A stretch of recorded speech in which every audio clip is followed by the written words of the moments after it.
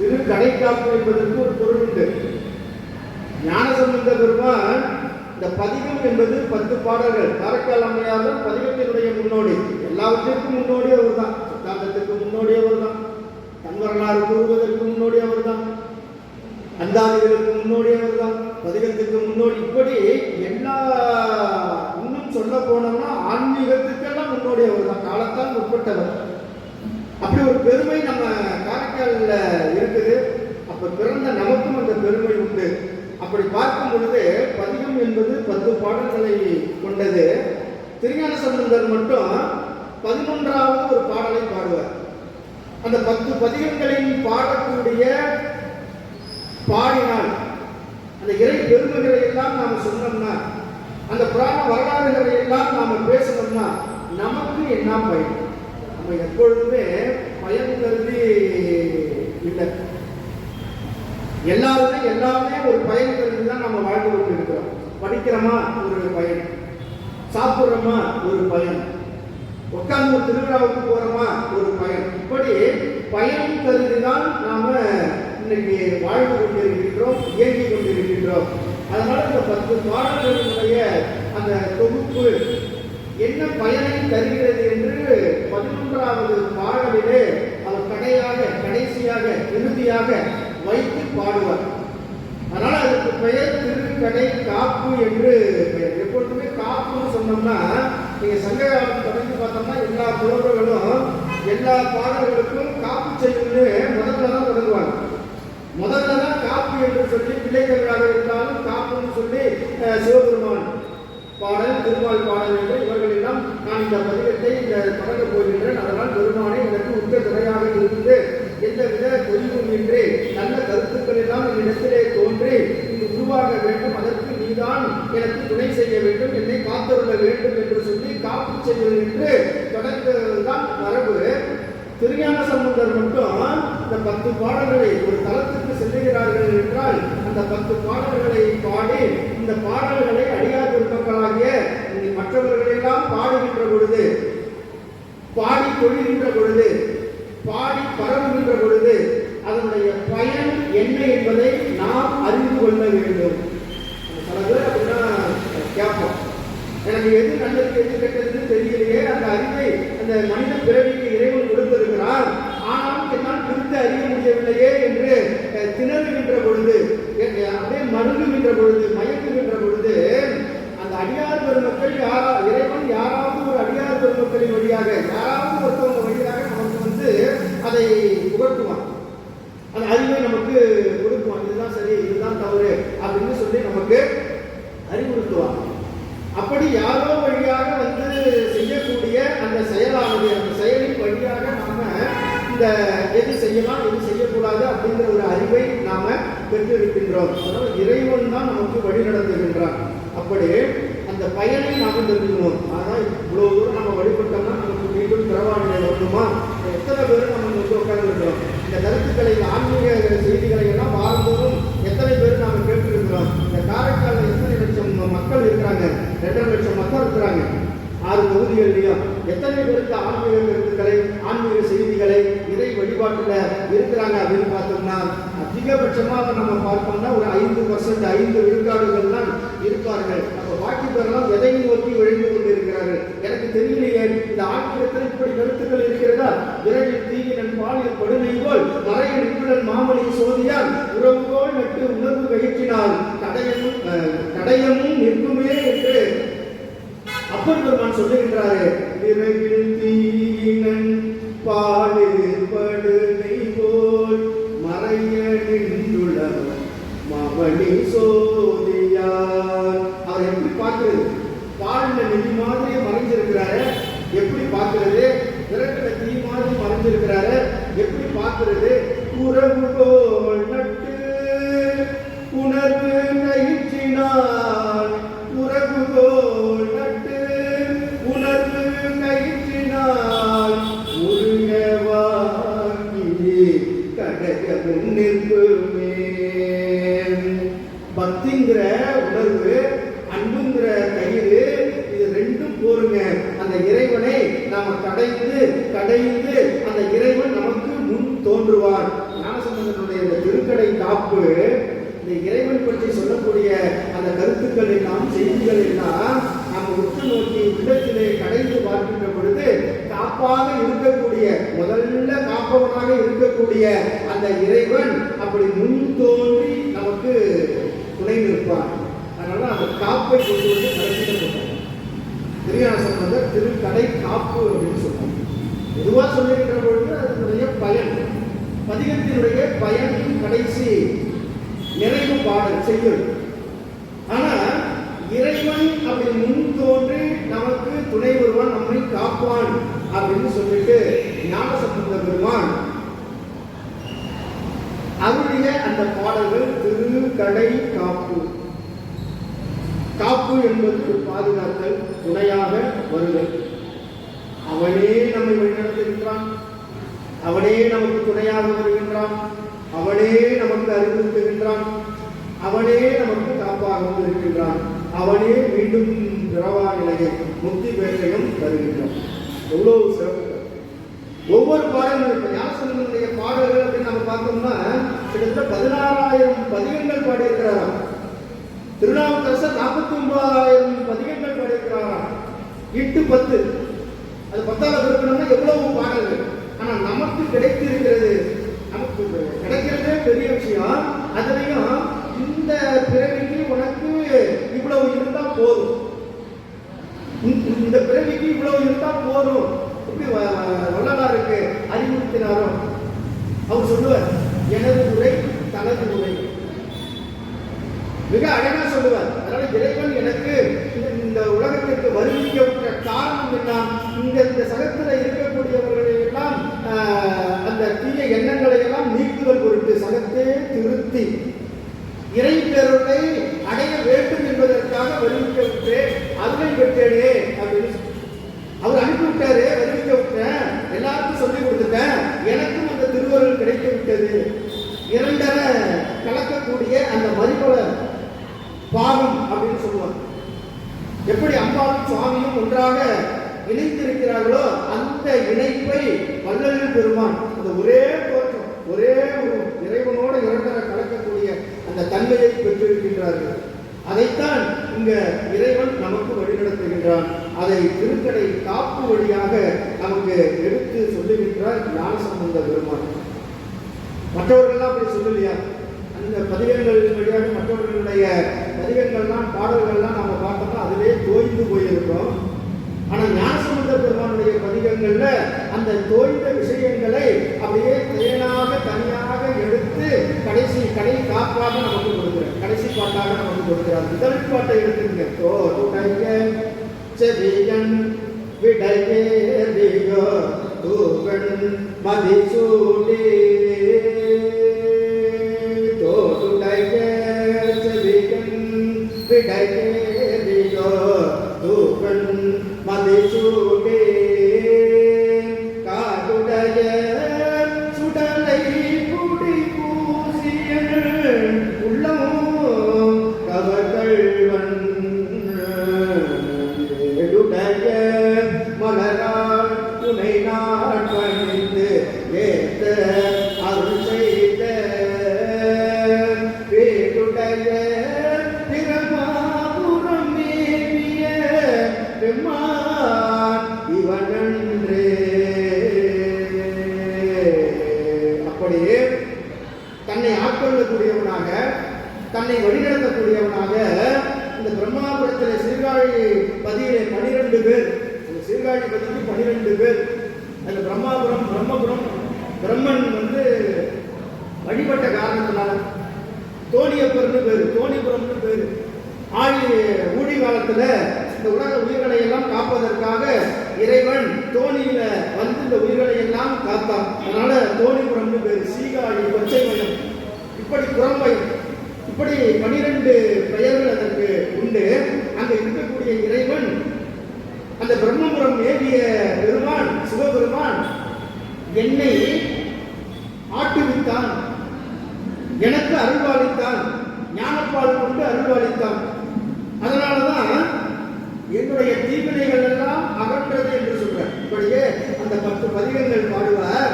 அந்த கடைசி திருக்கடைக்காப்புல சொல்றார், முதல் பதிகத்தினுடைய கடைசி அருணெறிய மறை வல்ல முனிகைகள் பொய்கை அலர்வேக அருணெறிய மறை வல்ல முனியர்கள் மறையுடைய உட்பொருளாக இருக்கக்கூடியவன் பிரம்மபுரத்தில் வீற்றிருக்கக்கூடிய சிவபெருமான்.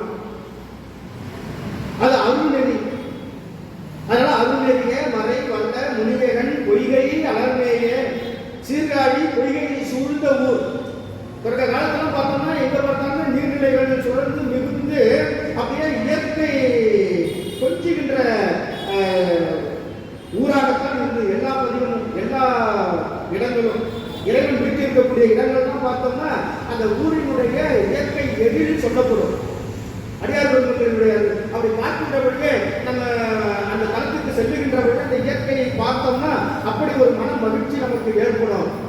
அப்படி அந்த பொய்கையை சூழ்ந்திருக்கக்கூடிய பிரம்மபுரமாக இருக்கக்கூடிய அந்த தளத்துல பெருமாள் இருக்கிறார். எப்படி இருக்கிறாங்கன்னா பெருநெறிய உலகத்திலேயே இந்த ஆன்மீக நெறிதான் பெருநெறி. அந்த பெருநெறியை நமக்கு புகட்டக்கூடியவனாக அந்த பிரம்மாபுரம் மேவிய பெருமான் இருக்கின்றான். இவ்வளவு அழகா சொல்றாங்க. இதுவரையுமே அவர் அந்த பயனை சொல்லல. 10 பாடல்கள் 40 வரிகள் 40 அடிகள். 11வது பாடல்ல முதலில் 2 அடிகளை பார்த்தோம்னா அந்த பெருமானுடைய சிறப்பதை சொல்லுவார். 42 அடிகள் வரைக்கும் அந்த பெருமானுடைய சிறப்பதை சொல்லுவாரு. கடைசி 2 வரி இன்னும் சொல்ல போனோம்னா திருக்கடை காப்பு அப்படின்னு சொல்றதுல அந்த 11வது பாடல்ல கடைசி 2 வரியில தான் அதனுடைய பயனை சொல்லுவார். சொல்றாரு அந்த பெருமாபுரம் ஏறிய பெருமான் இவன் தன்னை, அந்த பெருமான் தன்னை நாம வணங்கினோம்னா, நாம தொழுதோம்னா, நாம தொழுது அழுதோம்னா ஒரு நெறிய எப்படி தொழணும்னு சொல்ற. ஒரு நெறியாக விட்டு இருக்கக்கூடிய இந்த உலகத்துக்கெல்லாம் ஒருவனாக விட்டு இருக்கக்கூடிய இறைவனுக்கெல்லாம் இறைவன் என்று நாம் தனித்தனியாக பெயர்கள் வைத்துக் கொண்டாலும் சிவபெருமான் என்று அந்த ஈசன் என்று ஒரே நாமத்தை உடையவனாக இருக்கக்கூடிய அந்த ஒருவனை ஒரு நெறி உடையவனை மனம் வைத்துனர். மனத்தில் வைத்து நாம் வணங்குகின்ற பொழுது இதுதான் நமக்கு பயனை தரும். அதை தான் நமக்கு வழி நடத்துறார். சம்பந்த பெருமான் சொல்லுகின்ற பொழுது நீங்க 10 பாட்டில் படிக்கிறீங்க, அப்படியே படிச்சுட்டு போயிட வேண்டாம். நீங்க படிக்க படிக்க அதனுடைய பொருள் உங்களுக்கு தானாகவே உணரும் வகையில் இறைவன் ஆட்டு கொடுப்பார். நம்ம போய் இப்ப தேடி பிடிச்சி கண்டுபிடிச்சு அதுக்கு விளக்கம் தெரிவிக்கணும்னு அவசியம் கிடையாது. அப்படியே அமர்ந்து நினைந்து அந்த இறைவனுடைய அந்த பதிகங்களை நாம பாடுகின்ற பொழுது ஒரு 4 முறை பாடுங்க, 5வது முறை பொருள் தானாகவே உங்களுக்கு புலப்படும். இறைவன் ஆட்டு கொடுப்பான். மனம் ஒரு நெறிய மனம் வைத்து உணர் ஞான சம்பந்தன் சொன்னேன். அவர் அப்படி மனத்துக்குள்ள நினைந்து வழிபட்ட காரணத்தினால்தான், அந்த இறைவனை நினைத்த காரணத்தினால்தான் திருநெறிய தமிழ் வல்லவர் தொல்வினை சொல்றார் பாருங்க. அப்படி மனத்துக்குள்ள ஒருமையுடன் நாம நினைத்தோம்னா, ஒருமையுடன் நினைந்து திருமலரடி நினைக்கின்ற உத்தமர்களும் உறவு வேண்டும். இங்க அமர்ந்திருக்கக்கூடியவர்கள் எல்லாம் இந்த ஆன்மீக சிந்தனை என்ற அந்த ஒருங்கிய மனத்தோட நீங்க எல்லாம் அமர்ந்திருக்கீங்க. இப்ப இந்த இடத்துல இறைவனுடைய திருவருள் பல்கி பறந்திருக்குது. இது நமக்கு மட்டும் கிடையாது, இதை கேட்காதவர்களுக்கு போய் சேரும். அதுதான் பெரிய சிறப்பு. நாம் இறைவனை பற்றி பேசுகின்ற பொழுது பக்கத்துல யாராச்சும் அதை கவனிக்காம நின்னாலும் கூட அந்த ரேசஸ் ஆனது, அந்த அலையானது அவர்களுக்கும் சென்று சேரும். அப்ப இறைவனை எந்தவித பிரதிபலனும் பார்க்காமல், நாம நம்முடைய பிரதிபலனை பார்க்காமல் இறைவனை வழிபட வேண்டும் என்றால் அது சமுதாய தொண்டாகவும் மாறும். நமக்குன்னு நாம நினைச்சிட்டு இருக்கிறோம். இல்ல, இறைவனை நாம எப்பொழுதுமே நினைந்து அந்த பதியங்களை நாம் படிக்கின்ற பொழுது அது சமுதாய தொண்டாகவும், மற்ற உயிர்களும், மனித உயிர்கள் மட்டும் கிடையாது, மற்ற உயிர்களும் அதை கேட்டு இன்புறும். அப்ப நம்மை அறியாமலேயே நம்மை இறைவன் சமுதாய தொண்டிற்கும் நம்ம எந்தவித எதுவுமே செய்ய வேண்டாம். தேவசனதி ஐயா தான் அடிக்கடி சொல்லிக்கிட்டே இருக்கிறார், நீங்க எதுவுமே செய்ய வேண்டாம். நீங்க அகவல் கூட படிக்க வேண்டாம், நீங்க ஞானசரியை கூட படிக்க வேண்டாம். நீங்க அப்படியே அந்த அகல் விளக்கை ஒன்று ஏற்றி வச்சுக்கிட்டு அப்படியே பெருமானை நினைத்து அப்படியே நீங்க அப்படியே கொஞ்ச நேரம் அமைதியா அந்த அகல் விளக்கை பார்த்து இருந்தாலே போதும் அப்படின்னு சொல்லுவார். அது உண்மை. அவன் என்ன செய்யணும், அதை செய்யணும், போகணும் அப்படிங்கிற எந்த வித கொண்டும் நாம செய்ய வேண்டாம். இறைவனை நினைத்தாலே போதும். அதான் அழகா சொல்றாரு, திருநெறிய தமிழ் வல்லவர் கொள்கை தீர்தல் எளிதாவே. நம்முடைய வினையெல்லாம் எளிமையா தீர்த்துக்கலாம். நம்முடைய வினைகளை எல்லாம் தொல்வினை, இந்த வினையை சொல்லல, இந்த பிறவியினுடைய வினையை சொல்லல, நம்முடைய முற்பிறவி வினைகளை எல்லாம் நாம எளிமையாக தீர்த்து கொள்ளலாம் என்று சொல்லவில்லை. அது தானாகவே தீர்ந்து விடும் சொல்றாரு. தீர்தல், தீர்த்தல். இறைவன் தீர்க்க மாட்டார். நாம இறைவனை வணங்கினாலே நினைச்சாலே போறோம். இறைவன் நம்முடைய பழ வினைகளை எல்லாம், தொல் வினைகளை எல்லாம், தொல்வினைன்னு சொல்றாரு, தொல் வினைகளை எல்லாம் அது தானாகவே தீர்ந்துவிடும். தீர்தல் எளிதாமை. இந்த எளிமையான வழி தெரியாமல் தான் நாம எல்லாம் அப்படியே தவிச்சுக்கிட்டு இருக்கிறோம் வாழ்க்கையில. நினைத்து நினைத்து நினைத்து, எதை நினைத்து, எப்படி நினைத்து, ஏன் நினைத்து, மற்றதெல்லாம் விட்டுறோம். இறைவனையெல்லாம் நம்ம விட்டுறோம். குறைகளை சொல்ல வேண்டும். நாம் நிறையை மட்டுமே நாம பார்ப்போம். அப்படி ஒரு நெறிய மனம் வைத்துணர் ஞான சம்பந்தன் உரை செய்த திருநெறிய தமிழ் வல்லவர் தொல்வினை திரள் எளிதாமே. அந்த இறைவன் திரு நாம் நினைந்து, உள்ளத்தால் நினைந்து அந்த இறைவனுடைய அந்த உணர்வை கடைகின்ற பொழுது, கடையே அந்த இறைவன் நம்முடைய தொல்வினைகளை எல்லாம் தீர்க்கிறார், காக்கிறார், காப்பு. இப்ப இந்த மாதிரி கிட்டத்தட்ட 383 பதிகங்கள் நமக்கு கிடைத்திருக்கிறது. ஞானசம்பந்த பெருமானுடைய 383 பதிகங்கள், கிட்டத்தட்ட 4181 பாடல்கள். இந்த 4181 பாடல்கள் 383 பதிகங்கள்ல 372 பதிகங்களுக்கு கடைக்காப்பு பாட்டு உண்டு. 372 பாடல்களுக்கு 11 பாடல்கள் உண்டு பதிகங்களுக்கு. அப்படி பார்த்தோம்னா 372 பாடல்களையும் இறுதி 2 வரிகள்ல அதனுடைய பயனை அவர் சொல்லியிருக்கிறார். அப்ப எவ்வளவு விஷயங்களை பாருங்க. பிரம்மபுரம் போய் அந்த பதிகத்தை நம்ம படிக்கிறோம். அந்த தளத்துக்கு செல்லணும்னு அவசியம் கிடையாது. நம்முடைய இல்லத்திலே இருந்து, இல்ல இந்த காரைக்காலில் இருக்கக்கூடிய ஆலயத்துக்கு அந்த பதிகத்தை பாடணும்னா நம்முடைய தொல்வினை தீர்ந்து விடுகிறது. அடுத்தது பாருங்க, பதிகம். திருஞான சம்பந்தர் பெருமான் 3ஆம் திருமுறையில பாடின பதிகம். அதுல என்ன சொல்றார், கடைக்காப்புல என்ன சொல்றாரு, ஒரு பதிகத்திலையும் நாம் கடை தேர்வதற்கான தாயை கடையாய் கிடந்த அடியேற்கு தாயின் சிறந்த தயாரான தத்துவடி. ஐயா, ஒரு கதையை உங்ககிட்ட நான் சொல்றேன். ஒரு இந்த கழுகுல ராஜாலின்னு சொல்ற கேள்விப்பட்டிருக்கோம். கழுகுக்கெல்லாம் தலைவர். இந்த கழுகுக்கெல்லாம் தலைவராக இருக்கக்கூடியவன் உயர்ந்த பறவை, உயரத்தில் பறக்கக்கூடிய பறவை என்ற காரணத்தினால உயர்ந்த பறவை. அது என்ன செய்யும்னா, ரொம்ப உயரமான மரத்துல, உயரமான இடத்துல இந்த முள் குச்சிகளை கொண்டு வந்துதான் சேர்த்துதான் அது கூடு கட்டும். தன்னுடைய வீட்டை அது அமைக்கும். வீட்டை அமைத்து இந்த ராஜாவி கழுவினுடைய தலைவர் நிறைய கூட்டம் இருக்கும். நிறைய ஒரு நம் குடும்பம்ங்கிற மாதிரி அது பறவையுடைய குடும்பம். அப்படி உயரத்துல அந்த முள்களை கொண்டு அமைச்சு அதுல என்ன செய்யும், முள்ள குஞ்சுகளை, முட்டைகளை விட்டு குஞ்சுகளை கொண்டு வைக்க முடியுமா? அதனால என்ன செய்யும், தன்னுடைய இறகுகள் இருக்குதுல்ல, அந்த இறகுகள்லயே ரொம்ப மென்மையா, இறகே ரொம்ப மென்மையா, அந்த இறகுகள்லயே ரொம்ப மென்மையான இறகுகளை எல்லாம் அது தன்னுடைய வலியை கூட பொருட்படுத்தாமல் எடுத்து அதுல அப்படியே மெத்த மாதிரி அமைக்கும்.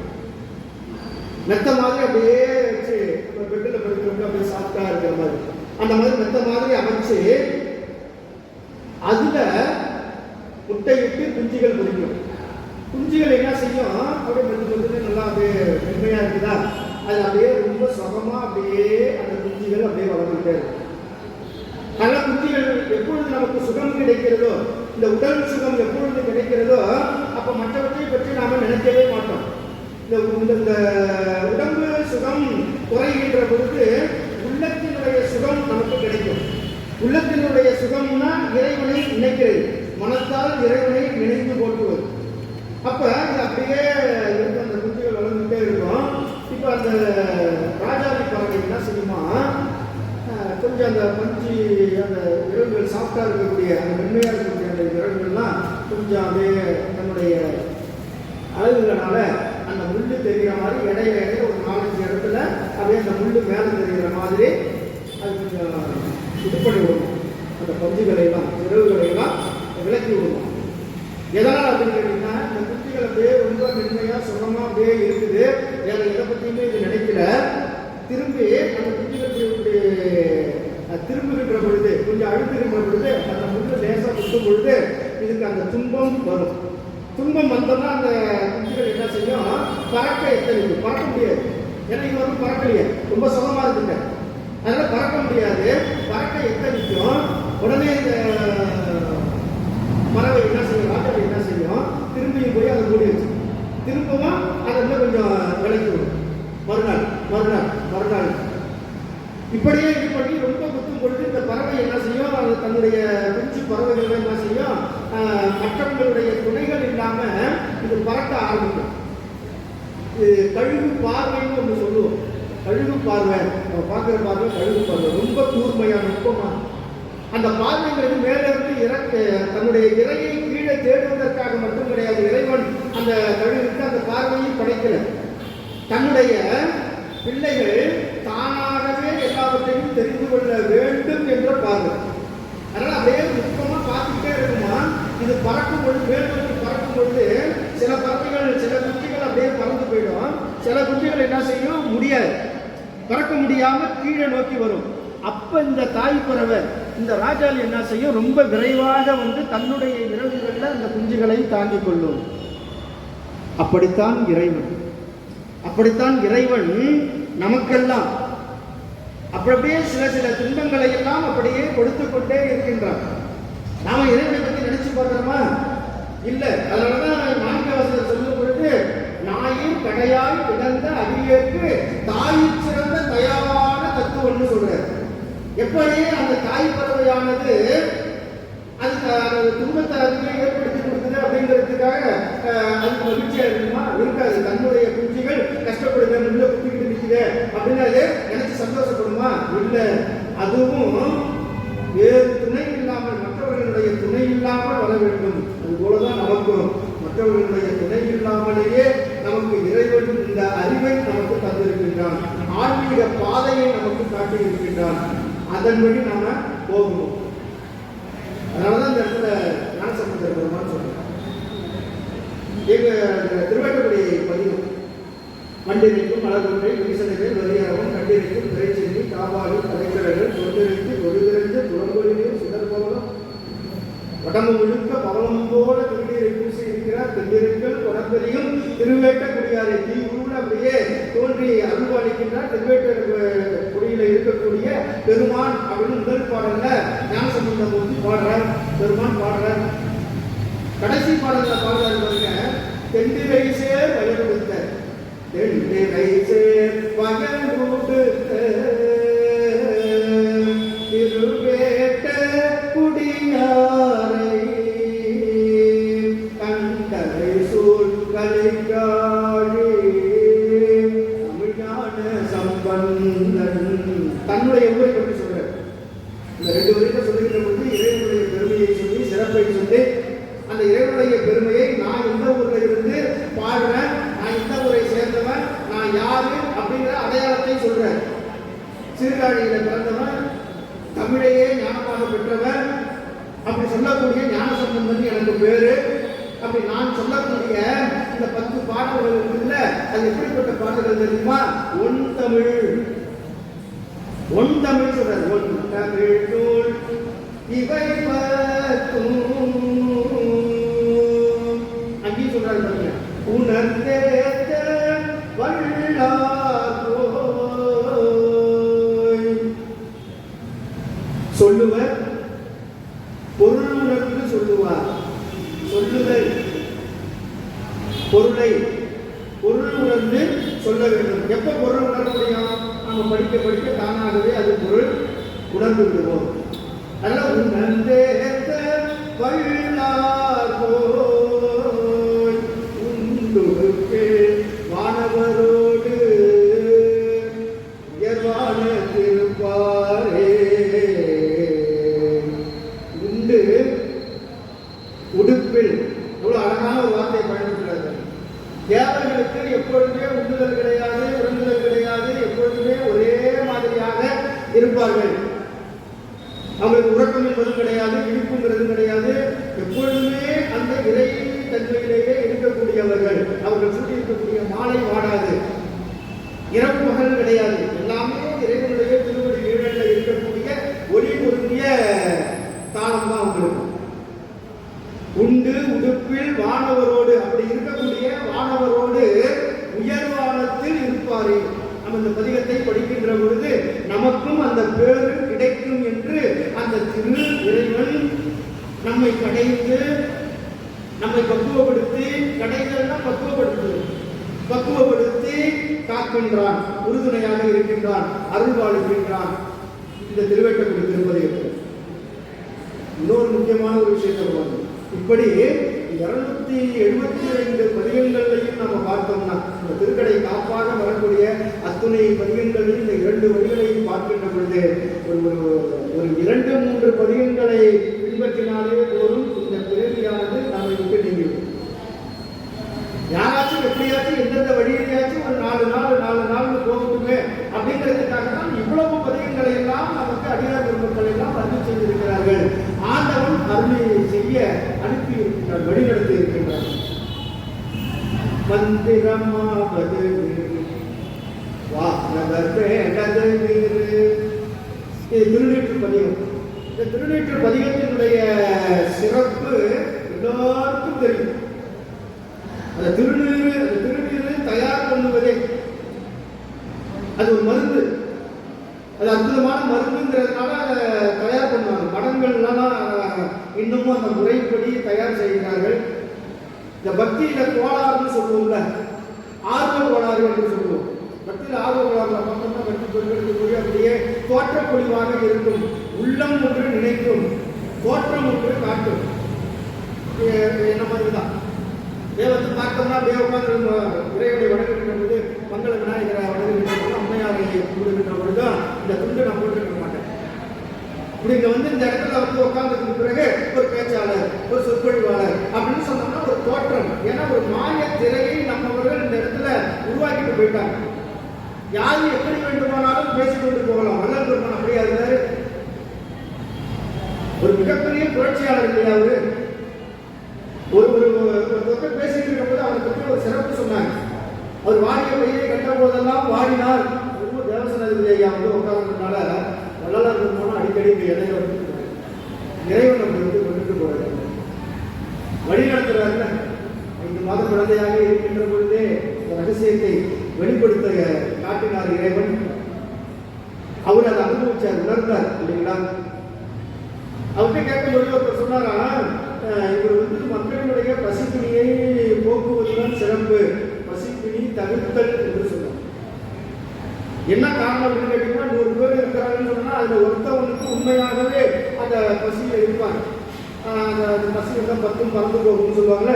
அந்த சூழ்நிலையில இருக்கக்கூடிய ஒருவர் ஒரு 100 பேருக்கு நம்ம அன்னதானம் செய்கின்ற பொழுது அதுல ஒருத்தவன் அப்படி இருப்பான். அந்த ஒருவருக்காக நம்ம 100 பேருக்கு செய்யலாம் அப்படின்னு வள்ளலார் பெருமான் சொன்னார். ஒரு விஷயம் ஆன்மீகம் சார்ந்து சமுதாய புரட்சி செய்தவர் வள்ளல் பெருமான். என்ன விஷயம் அப்படின்னு கேட்டீங்கன்னா, ஆங்கிலேயன் அடக்குமுறைக்கு உட்பட்டு இருந்த காலகட்டத்தில், நம்மை அடிமைப்படுத்திக் கொண்டிருக்கக்கூடிய காலகட்டத்தில் 2 விஷயத்தை அவன் செஞ்சான். ஒன்று, மக்களை அடிமைப்படுத்துறது, துன்பப்படுத்துறது. இன்னொன்று, பட்டினி போட செய்வது. எங்கேயுமே உணவுகள்லாம் இது பண்ணும் பொழுது அந்த வரிகளை போட்டு நெல் விளைஞ்சதுன்னா அவங்களுக்கு போயிடணும், அவங்களா பார்த்துதான் திருப்பி கொண்டு கொடுப்பாங்க. அப்படி அந்த வறுமையை ஏற்படுத்தினார்கள். அழிக்கணும்னா அதுதான் காரணம். வறுமையை ஏற்படுத்தினார்கள். அந்த சமயத்தில் தான் ஒருவனாக இருந்து அந்த பஸ்ட் இருக்கக்கூடிய அந்த வறுமையை நீக்குவதற்கு வள்ளல் பெருமான் அந்த ஆங்கிலேயனை எதிர்த்து செய்த மிகப்பெரிய புரட்சியின் வழியாக அந்த தர்மசாலையை அவர் உருவாக்கினார் அப்படின்னு ஒரு செய்தியை சொல்லுகின்ற பொழுது, இன்னைக்கு நினைத்து பார்க்கின்ற பொழுது எத்தனையோ நம்ம தியாகிகள்லாம் நம்ம சொல்றோம், சுதந்திரத்துக்காக போராடினாங்கன்னு சொல்றோம். நல்லன் பெருமான் இந்த தமிழையும் ஆன்மீகத்தையும் அந்த இறை எண்ணத்தையும் மக்கள்கிட்ட கொண்டு வந்து கொடுப்பதற்கு எவ்வளவு துன்பங்களை அனுபவிச்சார். அதோடு சேர்த்து இறைவனை உணர வச்சார்ல, இறைவனோடு இரண்டரை கலக்க வச்சார்ல, வழியை சொல்லிட்டு போனார்ல. அதுதான் அவர் செய்த புரட்சிகளிலெல்லாம் புரட்சியாக இருக்குது. அப்படியே இந்த மந்திரமாவது நீரு அப்படிங்கிற திருப்பதிகத்தை நம்ம பார்த்தோம்னா திருநீற்றினுடைய பெருமை நமக்கு தெரியும், எல்லாருமே அறிந்திருப்பீர்கள். அந்த கடைக்காப்புல சொல்றாரு அற்புதமான விஷயத்தை ஞானசம்பந்த பெருமான் அந்த கடைக்காப்புல சொல்ற, மந்திரமாவது நீரு, வாகவர் மேலது நீரு, சுந்தரமாவது நீரு, துதிக்கப்படுவது நீரு, தந்திரமாவது நீரு, சமயத்தில் உள்ளது நீரு, செந்துவர் வாயுமை பங்கன் நீரு, ஆலவாயாட்டிரு நீரு. முதல் பாடம். அடுத்தது அப்படியே பார்த்தோம்னா எல்லா இடத்துலையுமே இந்த திருநீற்றினுடைய பெருமைகள்லாம் 69வது நீரு, மாணவர் மேலது நீரு, நிறைய இடங்கள்ல நிறைய சொல்லிக்கிட்டே வருவார். கடைசியில சொல்றாரு பாருங்க, ஆற்றல் அடல் விடை ஏறும் ஆலவாயான் திரு நீற்றை. அது ஆற்றல் மிக்கது, ஆற்றல் மிக்க விடையுடைய வலிமையுடைய விடையின் மீது இருக்கக்கூடிய சிவபெருமான் திரு ஆலவாயாகிய அந்த நான்மாட கூடல்னு சொல்றோமே, இன்னைக்கு மதுரைன்னு சொல்றோமே, அந்த மதுரையில எழுந்தருளி இருக்கின்றான். அந்த ஆலவாயான் திருநீற்றை அவன் பூசி இருக்கக்கூடிய அந்த திருநீற்றை ஆற்றல் அடல் விடை ஏறும் ஆலவாயான் திருநீற்றை போற்றி புகழி நிலாவும். திருஞான சம்பந்தர் போற்றி புகழின்னு பூம்புகழின்னு ஒரு பேர் உண்டு. சீர்காழிக்கு 12 பேர்ல திருப்பூம்புகழின்னு ஒரு பேர். அந்த புகழியில பிறந்த ஞானசம்பந்த பெருமான் போற்றி புகழி நிலாவும் பூசுரன் ஞானசம்பந்தன். நான் சொல்றேன், பூசுரன் ஞானசம்பந்தன் தேற்றி தென்னன் உடல் உற்ற. இப்ப பாண்டிய மன்னனுக்கு உற்ற பிணி என்னன்னு தெரியும், நோய் என்னன்னு உங்களுக்கு தெரியும், வெப்பு நோய். அந்த வெப்பு நோயை நீக்கிறதுக்கு தான் சமணர்களும் அரும்பாடுபட்டாங்க. ரொம்ப பாடுபட்டு என்னிடத்தையோ தலைமை பார்த்தாங்க. கருங்கல் வேறு ஒரு 1/2 கிலோ, கருவாட்டு ரத்தம் ஒரு 3/4 லிட்டரு, ரெண்டுத்தையும் ஒன்னா போட்டு குழப்பி ஒரு கதை ஒன்று சொல்லுவாங்கல்ல, வாய் போடாம நாக்கு போடாம நக்கி வரல் போடாம இடிச்சு அப்படின்லாம் சொல்லுவாங்கல்ல. அந்த மாதிரி அவங்க ராஜ வைத்தியங்கள்லாம் என்னென்னமோ பண்ணி பார்க்கிறார்கள் சமணர்கள். ஒன்றுக்கும் அது கட்டுப்படல. நம்மால் போனார் ஞானசம்பந்த பெருமான் இங்க இருந்து போறார். மங்கையர்க்கரசியாருக்கு வழி தெரிஞ்சது, இறைவன் படித்திருக்கிறான்.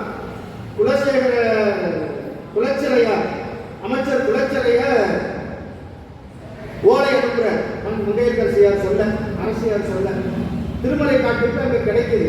இங்க இருந்து அவர் புறப்பட்டு போறார். புரட்சியறையில அங்க ஒரு குடில் அமைத்து தங்குறார்.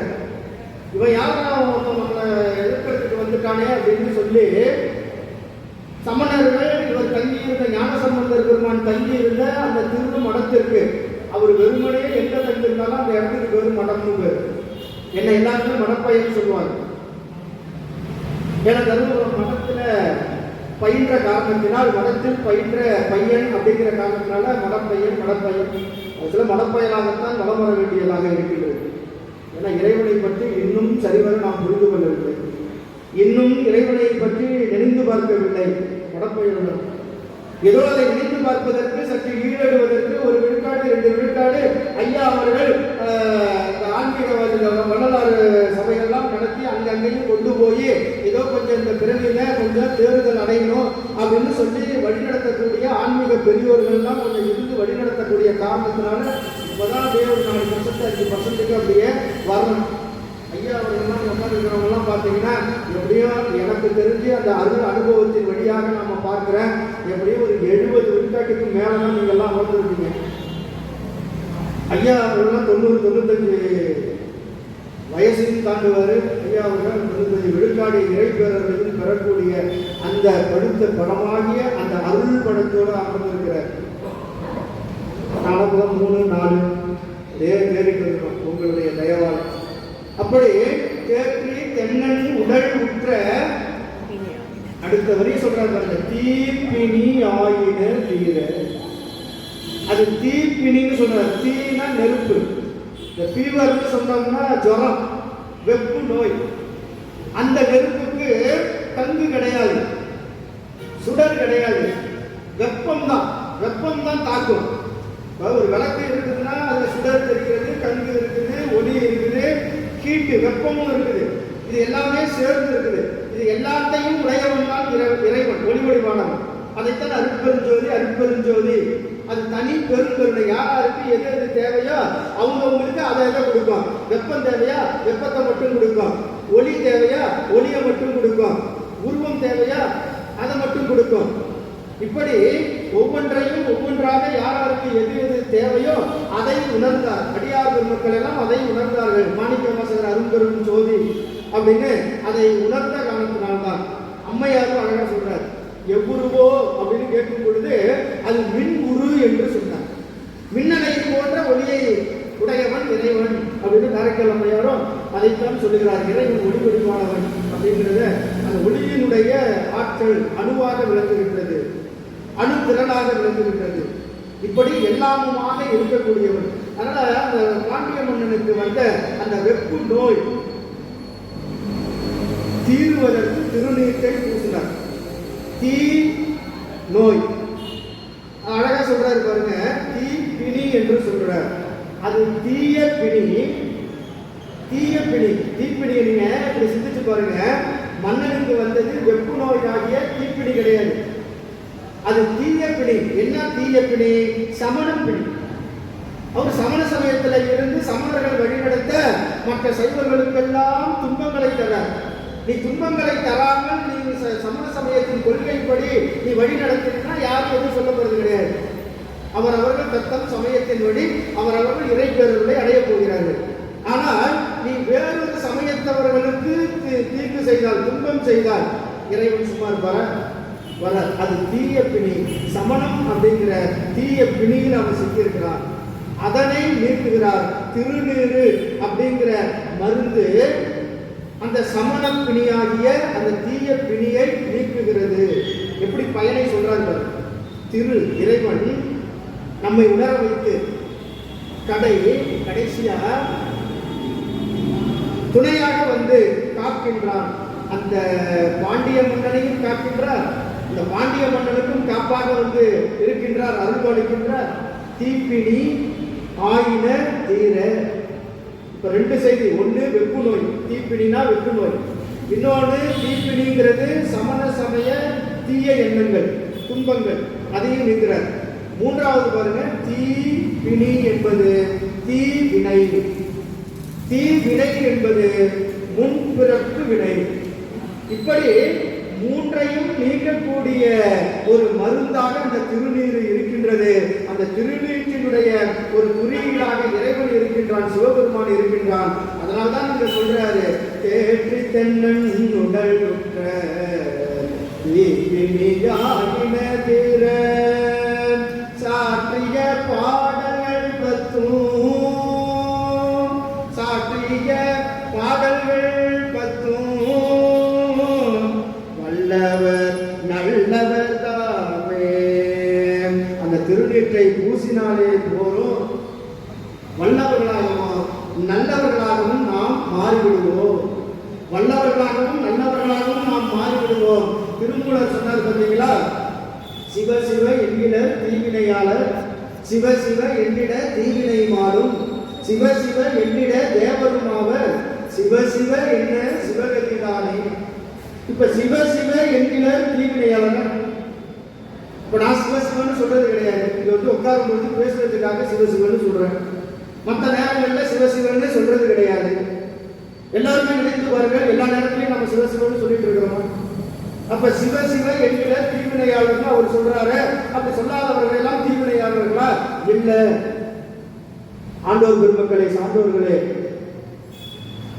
அவர் ரொம்ப முக்கியமான ஒரு விஷயத்தை சொல்றாரு. தீவினையாளர்கள் யாரெல்லாம் இருக்கிறார்களோ அவர்கள் எல்லாம் சிவசிவன்னு சொல்லப்படும். அவ்வளவுதான். சிவசிவன்னு சொல்லாதவர்கள் எல்லாம் தீவினையாளர்கள் கிடையாது. யாரெல்லாம் தீவினையாளர்களாக இருக்கிறார்களோ அவர்கள் எல்லாம் சிவசிவன்னு சொல்ல மாட்டாங்க. இதுதான் பொருள். நம்ம இப்படி சொல்லிட்டே இருக்கிறோமே அப்படின்னா நமக்கு நம்ம தீவினை செஞ்சிட்டோமான்னு நீங்க தயவு செய்து நினைக்க வேண்டாம். அவர் அறிவுறுத்துகின்றார், யாரெல்லாம் தீவினையாளர்களாக இருக்கிறார்களோ அவர்கள்லாம் நீங்க கவனிச்சு பார்த்தோம்னா நிச்சயமாக சொல்ல மாட்டார்கள்.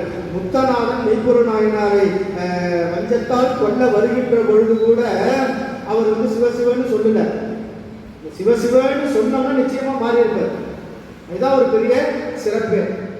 அதனால ஆண்டோர் குருமக்களே, இப்படி நான் ஒரு 2-3 கடைக்காப்பு செய்திகளை மட்டும்தான் உங்களிடத்திலே இந்த தலைப்புக்காக எடுத்துரைத்தேன். முழுவதுமாக பார்க்கின்ற பொழுது எவ்வளவோ சிறப்புகள் எல்லாம் நம்மை வழிநடத்துவதற்குரிய வழிமுறைகளை எல்லாம் இந்த திருக்கடை காப்பு நமக்கு சொல்லுகின்றது, நமக்கு சொல்லுகின்றது, வழிநடத்துகின்றது, வழி துணையாய் வருகின்றது. அந்த சொற்களின் வழியாக, அந்த வார்த்தைகளின் வழியாக இறைவன் நம்மை வழிநடத்துகின்றான். மிக சிறப்பாக இன்றைய சொற்பொழிவை இறைவனுடைய திருவருளால் கேட்டு உணர்ந்திருக்கக்கூடிய, அமர்ந்திருக்கக்கூடிய, இன்புற்றிருக்கக்கூடிய இறை அருளை பெற்றிருக்கக்கூடிய ஆன்றோர் பெருமக்களாகிய உங்கள் அத்துணை பேருக்கும் என்னுடைய மனமார்ந்த நன்றிகளை தெரிவித்துக் கொண்டு, பரபரக்க வேண்டாம் பலகாலம் சொன்னேன், பரபர கண்டு ஆராய் மனமே ஒருவருக்கும் தீங்கு நினையாதே, செய் நன்றி குன்றாதே, ஏங்கி இளையாதிரு, ஆசையராய் பாசமிடாய் ஆன சிவபூசை பண்ணாய், சிச்சி சினமே தவிராய் திருமுறைகள் போதாய், மனமே உனக்கென்னவாய், அவரவர் வினைவழி அவரவர் வந்தனர், அவரவர் வினைவழி அவரவர் அனுபவம், எவர்க்கெவர் உதவினர் எவர்க்கெவர் உதவினர், தவறு அவர் நினைவது தம்மை உணர்வதுவே. திருச்சிற்றம்பலம்.